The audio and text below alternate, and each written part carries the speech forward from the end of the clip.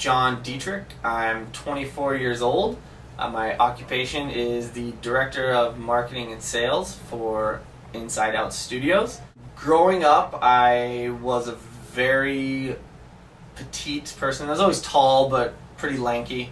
I played lots of sports when I was growing up, hockey, baseball. I used to teach sailing, football in high school. When I moved down to Arizona, which kind of think would be the opposite, it started to fade a little bit in high school. I did football and golf for my first year down there, and then football went away. And I was never really a big person of going to the gym. I was always kind of skinny, so I never really could put on a lot of muscle mass, at least didn't think I could. And so I didn't really go to the gym. I never had worried about fitness. I was just, I was in shape as far as I could run, I wouldn't get tired. I got a job working where I was 4 days out of the town I lived in and then 3 days in town going to school. And once I started hitting the road a lot, my diet and exercise, that's when it really took the hit. I went from 170 to 220 in probably a year and a half. There's no one to blame other than myself. I didn't have the time in my mind to do it. I was focused on trying to push my career forward, and so eating and exercising 4 years ago. Ever since then, it's been hit the gym for a month or two with friends, try and get on a diet, and then stop going. I was living in Flagstaff, Arizona, and I was commuting to Las Vegas, Nevada. And I did that every week. Didn't focus on anything else other than school and work and fitness and nutrition. I want to get into shape, so I go and I attempt it, and then for whatever reason, whether I just don't go a couple times and then it just falls to the wayside, it's never gotten into something that's stuck. It's infrequent. I would like to live a healthier lifestyle. I'd like to be back into shape. I don't think I'll ever be back to that skinny kid. I'd like to be a healthy, fit, 200-pound person. A fit 200 pounds, I'd be stoked. I wouldn't say I have an addictive personality, but I definitely, if I enjoy something, I do find it hard to tell myself no. I need someone on certain things to be like, hey, yes, you can enjoy it, but we still need to do this, Okay. and keep me in line in that sense. A week or two at a time, I will eat incredibly healthy. I think about what I'm eating, how much I'm eating, and then, just kind of, it stops, and I go back to, I don't know if comfort food is the right word, neglecting fruits and vegetables for a few days, and being like, oh, I gotta go back, go to the grocery store. I know I'll like this. I'm spending my money on it. I'm gonna buy what I like.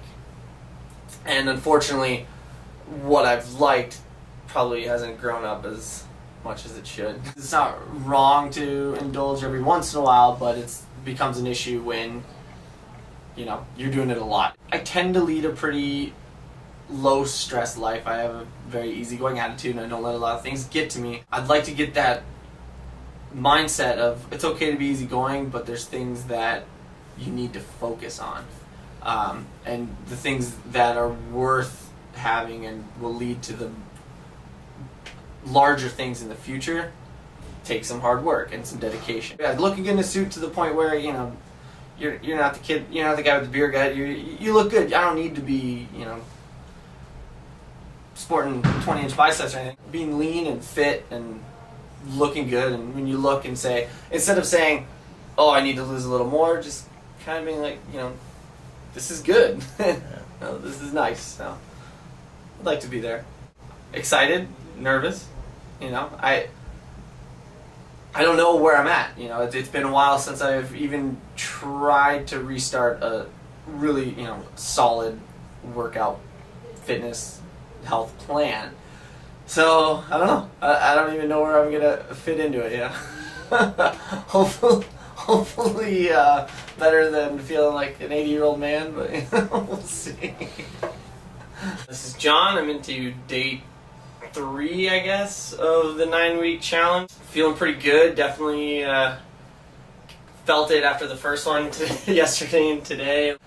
Felt good. Realized there's a lot of work to go, but feeling confident that I'm going to stick with it. I think this is kind of the first time I've had the environment and, I guess, support structure in place to stick. I feel confident that I'm going to get through it. I'm more than anything doing it for myself to break those old habits of starting with a workout routine and letting it fall to the wayside. But I think with the people and this environment, that it's doable for sure. Right now it's kind of exciting because it's new things a lot. Almost every workout that gets put in is new for me, other than basic cardio and stuff.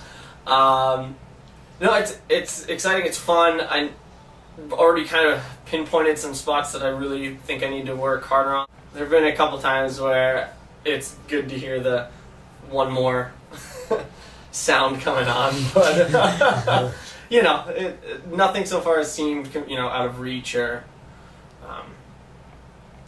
impossible.